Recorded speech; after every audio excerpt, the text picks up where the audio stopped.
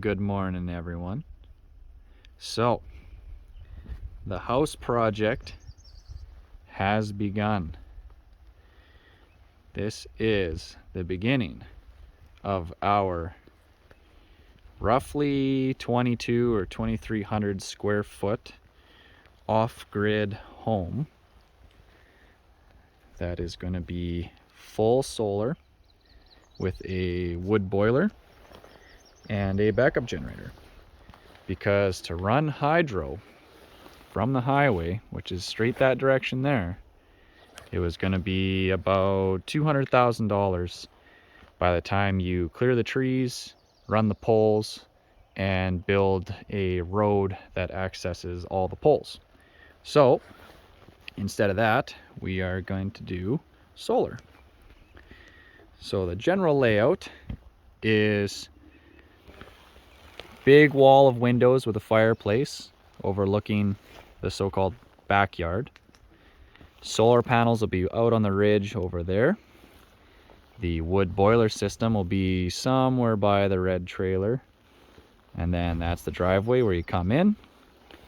And then the kitchen is gonna look out over the pond. We're gonna have a cistern water tank. Gonna get plopped here. That is the tank way over there. We just had it dropped off. I'm gonna have to move it in with a tractor. And yeah, right now they have the step footing they're getting ready. We're going extra wide, 24 inches, to help seal up any cracks in the rock. So you see we got little cracks all over the place, little dips. The issue with building on bedrock is always having water come in when you don't want it to come in. So we're doing all of the extra concrete to seal it up. But as you can see, like we have some low spots here, but they seem to only fill with water when it rains. They don't actually have water coming through these cracks.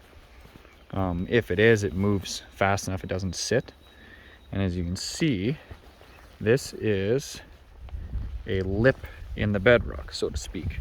So we have a ridge that comes through and then all the way along. So the idea is the house is at the highest point, the rain and snow will go this way and it'll go around the house, and then the rest of it goes this way and then away from the house that way, and then on the far side same thing, it'll go around. But we are having a local contractor who is going to frame it all up for us and get it sealed, so windows, doors, get the roof on, shingles, all that fun stuff. And then we're going to be doing a bunch of the finishing. We're going to do the electrical ourselves with help from Tegan's dad, who is an electrician. And we're going to do insulation and vapor barrier. We're going to do the pine. We're going to do hanging drywall. We're going to have someone else finish it though, because I do not have the patience for finishing drywall by any means of imagination. But yeah, we figured that we'd take you guys along for the ride and show you all what it's like to build a off-grid home. We are also going to do rigid insulation on the outside to add extra insulation. And the idea with the windows for the living room facing away from the pond, because I know a lot of people are going to wonder why we don't have all the living room facing the pond, which is normally what you would have for a cabin.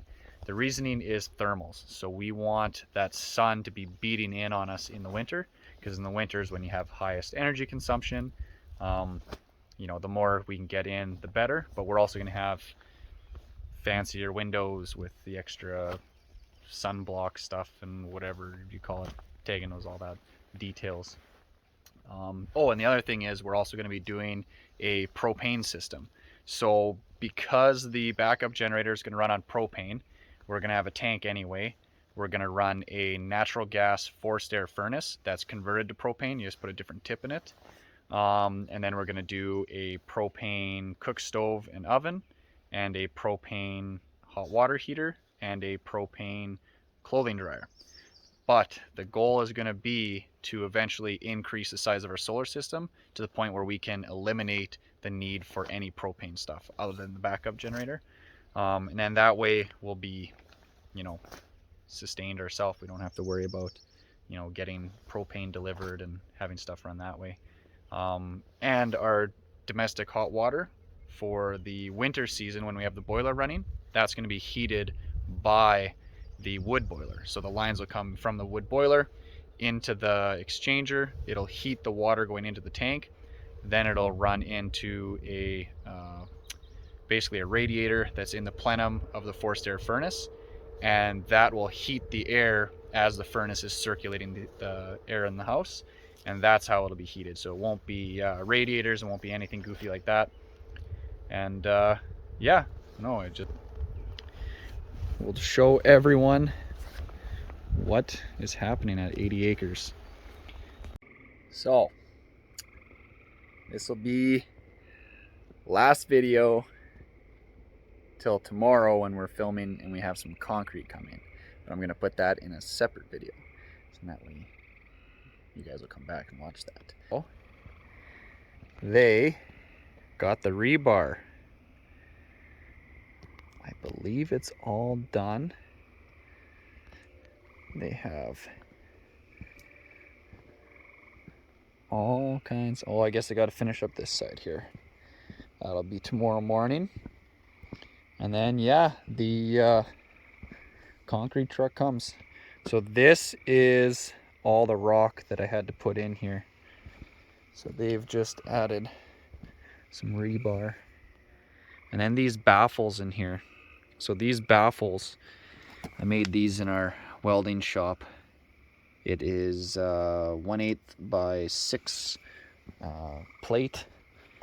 I believe they're 18 inches wide. And then 5/8 rebar welded onto them. Made up a whole bunch. They weren't sure how many they were going to use, but they're going to put them. They probably are putting them where these are too. They're going to put a bunch of them in, and then yeah, they'll basically the baffles are just going to try and hold the concrete in when they're pouring it, so that way it'll help them control where it's going to go and exactly how they want it. But yeah, they got this all cleaned out. They've got these all ready to go. This is going to be where the teleposts go. Those ones are done now. They were pumping out water. They pumped out a bunch of this. See, they got a little sump pump there. But yeah, they have, I guess they got that down there too. A couple more baffles. So we just got to do some cleanup in the morning. We'll take out a bunch of their offcuts, garbage, all the stuff we don't want to have lying around in our foundation. But yeah, well, they have, I guess the other thing they did was they've added these now. So it's just a strapping, I guess, to keep the forms from wanting to flex out where there's going to be lots of concrete. But yeah, we are stoked. So yeah, super excited.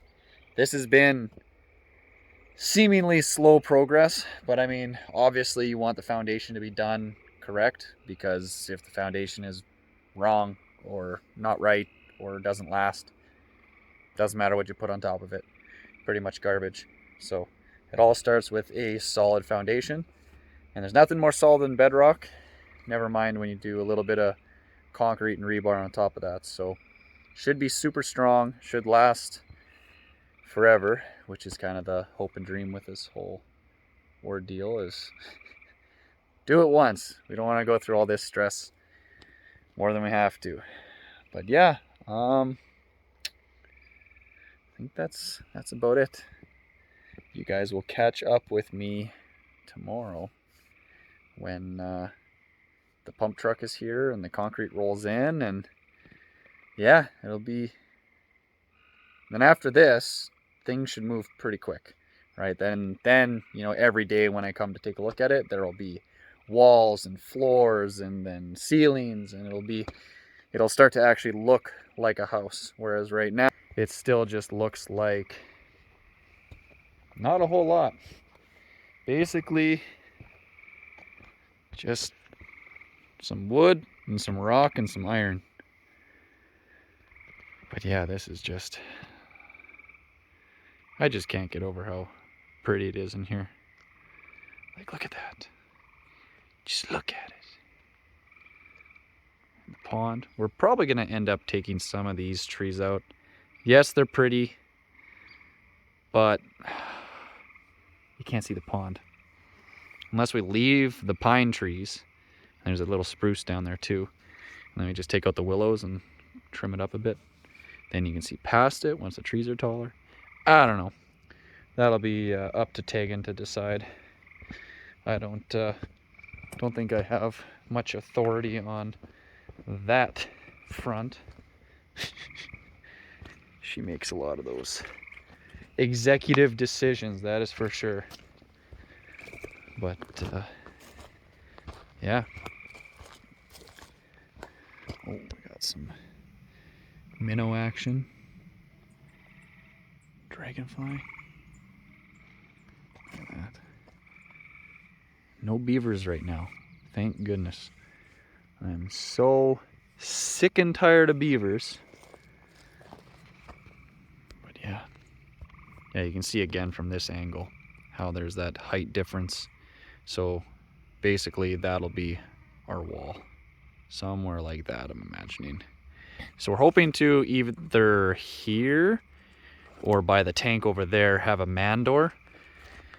And then there's gonna be a deck over top, and then we're gonna, you know, skirt the deck.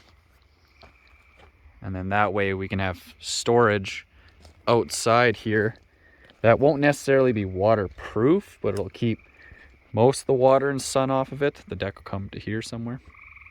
And then you'll come up, and then I'm assuming it's gonna be here.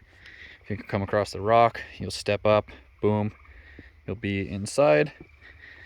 And then in here, I think this is where we want to have a bunch of utilities and whatnot, which should be here-ish. It's all pretty vague right now. That's kind of the issue with doing this. Even trying to get, you know, quote stuff together, it's just, they don't know, right? You have no idea. Like, they don't know how much concrete it's going to take. They don't know how much time it was going to take to do foundation stuff. Once they have a floor and they can work from there, then, you know, they know what it's going to take. But up to that point, because it's, you know, there's literally never been a house that's identical to this. This will be a one of a kind, only one in this location, and 0 neighbors. Should be the dream home with a lot of reality put into it. I mean, obviously you can just dream forever, but gotta pay for it. So sadly, right, if you didn't have to pay for anything, you can have whatever you want. But yeah, this is budget dream, somewhere in between there. But all right, once again, thanks for watching 80 Acres, and we'll see you guys next time. So, house update for you guys. We are in the stages of the forms are all done now. I'll explain this part later. They are all done. They've got, for the teleposts, their little footings. They have these ones to finish up, but very, very close.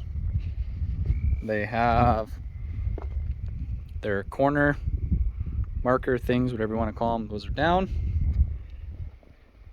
Rebar is going to start this week, and so it is right now Tuesday, June the 7th, and they're supposed to pour concrete this Friday at 11 a.m. So hopefully I can sneak away, get here, and I can show you guys that. And I think that'll be super cool. They got the big pumper trucks is going to come in and just shoot it into all over the places, because pretty much where my truck is, I mean, they could maybe make it into here, but they got to get concrete trucks, so it's a long ways they got to reach. But yeah, they scribed everything to the rock, which is super tedious. So everything has all been cut to shape to the rock, and then they've used spray foam to seal it off, I guess, and then, you know, plywood wherever they can. So spots like this, the plan is they're just going to let the concrete come out, fill this in, I think, and then that'll set up enough that it'll hold up the rest of the concrete. Same within here, so that'll all be filled flat. We'll have this nice vein of quartz right by our front door, which should be somewhere there. Pretty getting pretty exciting at this point. So this portion here, this is where our water tank, which is way over there, which I have to bring with the tractor around the backside of the pond here and then plop it in for them. So they're gonna fill from there all the way across to in here with concrete and make it one big slab, so to speak, which then will tie into the outer wall, and that's where the tank is going to sit. So we're going to have the cistern tank, which then will hold, you know, all of our drinking water. In the future, we want to do a well or water treatment or something along those lines, but I mean, just the way pricing is right now, getting the house up, getting it all built, doing the cistern tank is the cheaper option, even with the extra stuff we have to do. I think well, when we had it quoted out, was going to be about $15,000 to go down 150 feet, and you have no idea if you're going to hit water. And even if you do get water, you have no idea what the quality of the water is going to be. So you don't know if you're going to need an iron filter or a water softener or a particulate filter. The house that we're renting right now in Whitemouth, 20 minutes away from here, it has all three, and that is in mud. That well, it is drilled, but it's in mud. Bedrock is the most expensive thing to drill through because it's the hardest, costs a lot of money. So for now, we're just going to do hauled water from the pump station that's close by. It's going to be inconvenient, but it's the cheaper option. So that's what it'll be. But yeah, see if I can get a better shot of this for you guys. So this board here, you can see it goes from nothing, just a sliver, all the way across. So should be a nice solid place. And I believe they're filling in these low spots with concrete. So they have kind of any of these little valleys and trenches. This, I believe, is all going to get filled in too. And that's the thing, like this, the fact that there's water sitting here and it hasn't rained for a whole bunch of days, the water is not draining out, but it's also not draining in, which is really good news. At the top of the hill here, everything drops off and it's still wet. See if I can get back here and I'll show you. Back in here, this is still like a swamp pretty much. It is all just wet, mushy nastiness. See if I can make a hole. Yeah, it's just wet mud, but it all goes around the house that way, all coming from there, and then all that goes the other way. So you can see, if I get down low here, so that is that lip. The rock just falls right off there, and we're falling right along it. So it'll be sealed off as well as possible. We also have a product, Sika Swell, I think it's called. Sika or Sika, or however you say it. They make all kinds of different concrete products and sealants and silicone type things and whatever. So the product that we bought to use here, it's a rubber compound that I believe after they've done the concrete, they'll do the entire inner perimeter of the foundation wall and the outer perimeter and shoot in this rubber compound. Comes in a big tube, like a soft tube for a commercial silicone gun, and they'll shoot that in, and when water contacts it, it absorbs the water a little bit and it swells and it seals. And they designed it for ocean walls and retaining walls, and along river banks where they're doing corrugated seawall things. You put this stuff in between, so it's designed to keep a permanent barrier to keep the water out. It's all UV proof and all that kind of stuff. The carpenter who's getting this all built up for us, he's used it in the Whiteshell on a bunch of other cabins, and he said works really, really good. I think price wise on that, in total it's costing us about $2,000 extra material to get it done, and the carpenter said that it's not going to cost him anything extra for labor, because they just run around quick and shoot it underneath. So we'll let you know how that works. Hopefully we don't need it anyway, but it's kind of an added security, so that should be good. What else is new? So Thursday, I believe, Thursday, I think the building inspector comes to check the rebar and everything, make sure that's all good, because then Friday the cement is coming, and then Monday I have to bring the tank here with the tractor, get that set up. Once that tank is in, so if you figure that's gonna be there, the tank's gonna be about there. So if your imaginary wall, I believe they're gonna come 26 inches up from, or it's 26 inches total, I think, from the bottom of the rock to there. So if you shoot a straight line across, that water tank, if they need more height, they're just gonna build our 2x8 pony wall taller. The other factor may be, so if this is where your kitchen is, your drain for the sewer is gonna come down, run under the floor of the house, all the way to this corner, and then out behind the house, or beside the house, however you want to say, and then down in here, that's where the sewer tank is going to get put. And then we're going to have to probably build a shack around that, keep it warm so it doesn't freeze. Of course, Manitoba, coldest place on earth, so everything that can freeze will freeze. So we're gonna really try and make this not freeze, because that is horrible. I know people that's happened to, and when you're messing around with frozen poo at -40, using boiling water and trying to get things flowing, and I'm gonna be the one doing it. I don't want to do that. I don't want to have to hire someone to do that. So hopefully we can do this once, do it right, and not have to worry. But yeah, that should be it for 80 acres right now. There you go.